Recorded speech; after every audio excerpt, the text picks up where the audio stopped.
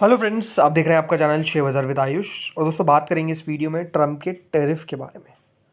देखिए, no doubt आप कह सकते हैं टैरिफ एक सबसे इम्पॉर्टेंट अभी मार्केट का पार्ट बना हुआ है, जो मार्केट को ऊपर भी लेकर जा रहा है, जो मार्केट को नीचे भी लेकर जा रहा है।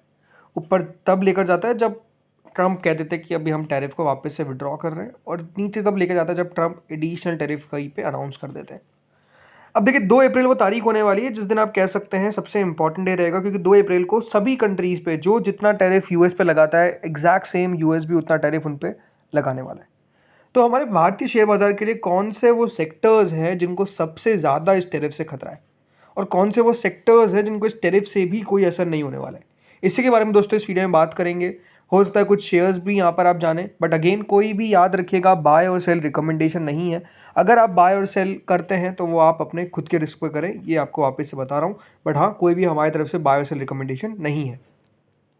दोस्तों, पहला कौन सा सेक्टर है जो सबसे ज़्यादा रिस्क पर है, तो वो है दोस्तों केमिकल्स और फार्मा का सेक्टर। जी हाँ, इंडिया याद रखिएगा एक लीडिंग एक्सपोर्टर है जेनरिक ड्रग्स का to the US, accounting for around $18 billion in exports. और ये बात ध्यान रखिएगा, करंट यूएस टैरिफ जो लगता है इस इम्पोर्ट्स पे वो 1% है, और इंडिया जो टैरिफ लगाता है वो 9.7% है। तो आप समझ सकते हैं कि 1% टैरिफ यूएस चार्ज कर रहा है और हम चार्ज कर रहे हैं 9.7% टैरिफ। तो आप समझ सकते हैं कि जब ये सिमिलर होते हुए देखने को मिलेंगे तो इसका कितना बड़ा असर पड़ेगा केमिकल्स और फार्मा सेक्टर के ऊपर, कितना बड़ा असर पड़ता हुआ नजर आएगा। बिकॉज वो 1% टैरिफ चार्ज करके दे रहे हैं, उनको 1% ज़्यादा वैल्यू देनी पड़ रही है। लेकिन अगर कोई यूएस की कह सकते हैं यहाँ पर फार्मा कंपनी है और वो इंडिया में अगर बिजनेस कर रही है, तो एटलीस्ट अगर आप मान सकते हैं तो उनको 10% उनकी वैल्यू का ज़्यादा देना पड़ रहा है।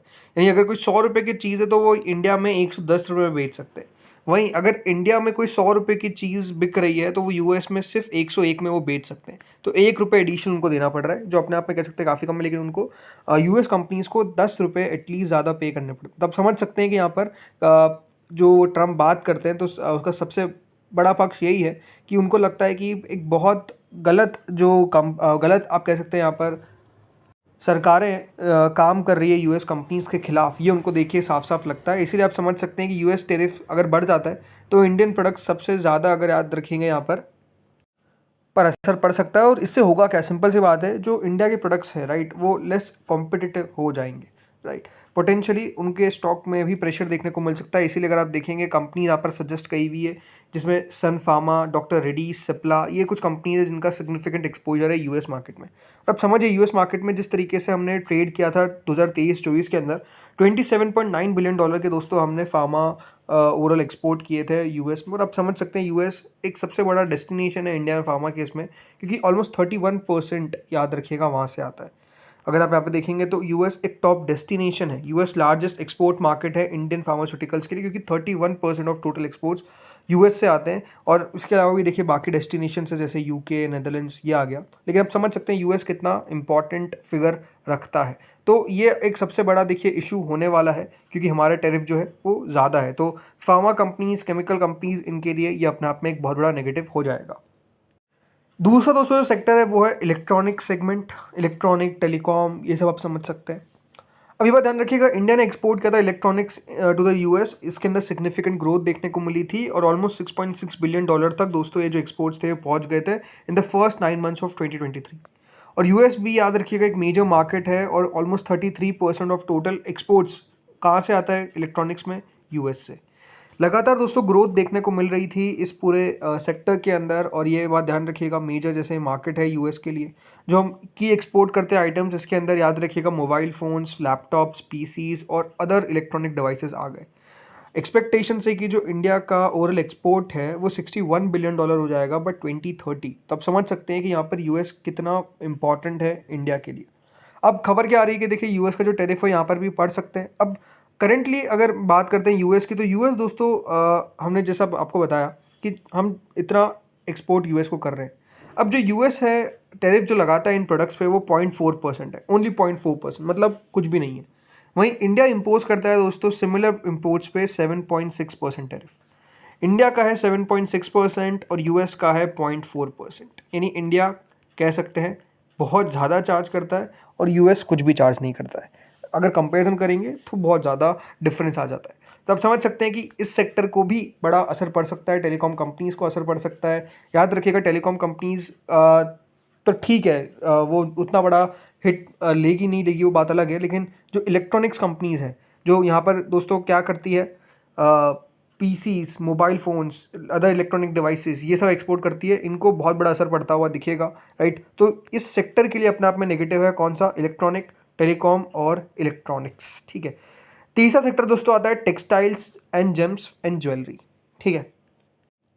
इंडिया ने दोस्तों एक्सपोर्ट किया था garments and textiles almost $10.8 billion, और यहाँ पर जो टैरिफ लगाती है कंट्रीज़ वो 9 से 10% के आसपास लगाती है, क्योंकि दोस्तों एक लेबर इंटेंसिव सेक्टर है, तो ऑलरेडी यहाँ पे कंपनीज़ को काफ़ी मार्जिन्स का प्रेशर करना पड़ता है, और टैरिफ का आने का मतलब है और प्रेशर झेलना। वहीं अपैरल्स और जेम्स ज्वेलरी भी याद रखिएगा मोस्ट एक्सपोज है with US forming 30% of their exports, और टैरिफ डिफरेंशियल है करीबन 10 to 20%। तो ये भी हार्ड टू न्यूट्रलाइज है, तो यानी यूएस अगेन यहाँ पर कम टैरिफ लगा रहा है, हम ज़्यादा चार्ज कर रहे हैं, ये सबसे इंपॉर्टेंट बात है।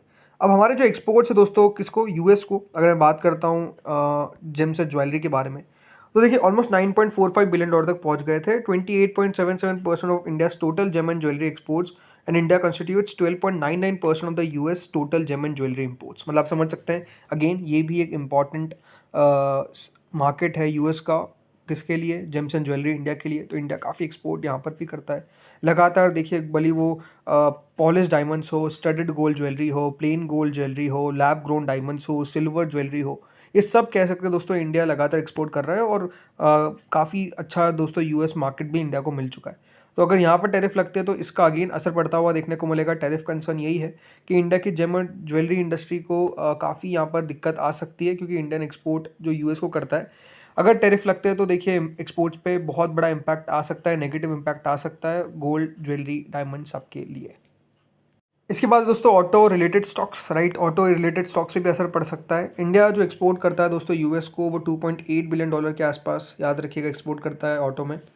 1% टैरिफ दोस्तों यूएस चार्ज करता है, वही इंडिया 24.1% याद रखिएगा टैरिफ चार्ज करता है। यूएस ने याद रखिएगा ऑलरेडी 25% का रेसिप्रोकल टैरिफ जो है वो अनाउंस कर दिया है, और अप्रैल 2 से लगना चालू हो जाएगा ऑटो सेक्टर के ऊपर। इसके कारण अगर आप देखेंगे तो काफ़ी स्टॉक्स में गिरावट भी देखने को मिल गई। कुछ ऑटो कंपोनेंट्स जैसे भारत फोर्ज, संवर्धन मदरसन काफ़ी बड़े रिस्क पर है, राइट। और यूएस मार्केट अगेन याद रखिएगा की मार्केट है फॉर टायर 1 सप्लायर्स, और टैरिफ अगर यहाँ पर आ जाता है तो प्राइसिंग डिसएडवांटेज याद रखिएगा इनके लिए एक हेडविंड हो सकता है। टेल विंड अच्छा होता है, हेडविंड नहीं, ठीक है। अभी खबर ज़रूर कुछ निकल कर आ रही है दोस्तों कि इंडिया जो है वो पोटेंशियली विड्रॉ कर सकता है जो इम्पोर्ट ड्यूटी हर्डल्स है फॉर यूएस ऑटो पार्ट्स। खबरें निकल कर आ रही है, अब देखना दिलचस्प होगा कि यहाँ पर कब निकल कर कब जो गवर्नमेंट है वो सब कुछ अनाउंसमेंट कर देती है कि हम टैरिफ को रिड्यूस कर रहे हैं या फिर एलिमिनेट कर रहे हैं कुछ कस्टम ड्यूटीज़ जो ऑटो पार्ट इम्पोर्ट्स पे लगती है यूएस पे। अब ये देखना दिलचस्प होगा कि होता कब है, सबसे बड़ा सवाल यही कि होता कब है, ठीक है। इसके अलावा अब आते हैं उन सेक्टर पे जो कह सकते हैं अभी भी उतना असर नहीं पड़ेगा, जिन पे उतना नेगेटिव इम्पैक्ट नहीं पड़ेगा। तो इसमें देखिए डिफेंसिव और न्यूट्रल प्लेस आ जाते हैं। डिफेंसिव और न्यूट्रल प्लेस में सबसे इंपॉर्टेंट कह सकते हैं दोस्तों आईटी सेक्टर, राइट। आईटी अपने आप में आप समझिए, आईटी सर्विसेज जिस तरीके से हम यूएस को एक्सपोर्ट करते हैं वो अपने आप में देखिए काफ़ी भारी मात्रा में है, और इसीलिए इस सेक्टर को उतना कुछ खास फर्क पड़ता हुआ नज़र नहीं आएगा, क्योंकि मेजरली दोस्तों यूएस जो टैरिफ लगा रहा है, राइट, वो प्रोडक्ट्स पे है ना कि सर्विसेज पे। समझिए आप डिफरेंस प्रोडक्ट और सर्विसेज का। प्रोडक्ट तो जाते हैं, सर्विसेज जाती वाती नहीं है। सर्विसेज में दोस्तों कोई हार्ड चीज़ नहीं है, राइट।